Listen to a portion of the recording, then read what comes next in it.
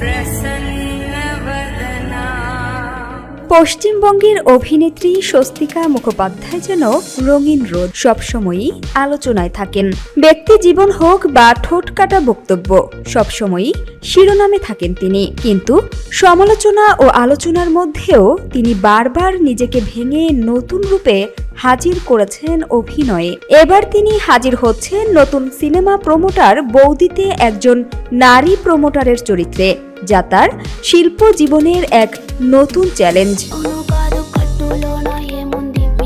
স্বস্তিকা চরিত্রটি নিয়ে বলেন, আমি সবসময় নতুনদের সঙ্গে কাজ করেছি, বরং বেশি কাজ করেছি। শান্তি চরিত্রটি আমার কাছে নদীর মতো শান্ত দেখাতে দেখাতে ভিতরে তীব্র প্রবাহ। সে সিঙ্গেল নয়, বিবাহিত, যমজ সন্তান আছে।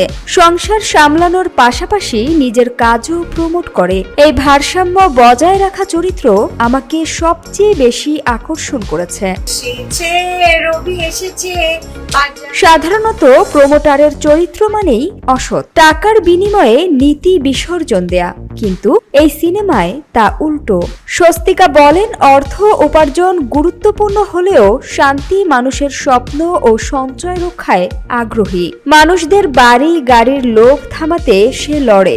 এটি যেন মরু প্রান্তরে একাকী লড়াই করা নারী সৈন্যের মতো, কঠিন কিন্তু সাহসী। আমাদের বকুলতলায় ভিড় জমেছে, ঘুরছে না। তিনি আরও যোগ করেন, এ ধরনের ব্যতিক্রমী সিনেমা যদি ব্যবসায়িক সফলতা পায়, তবে পরিচালক ও প্রযোজকদের মধ্যে আরও সাহসী কাজের প্রবণতা তৈরি হবে। নারীদের এমন চরিত্র খুব একটা দেখা যায় না, তবে শুরুটা আমরা করেছি আর এখন পথ তৈরি হচ্ছে। সামিয়া সুলতানা, ঢাকা ওয়াচ 24।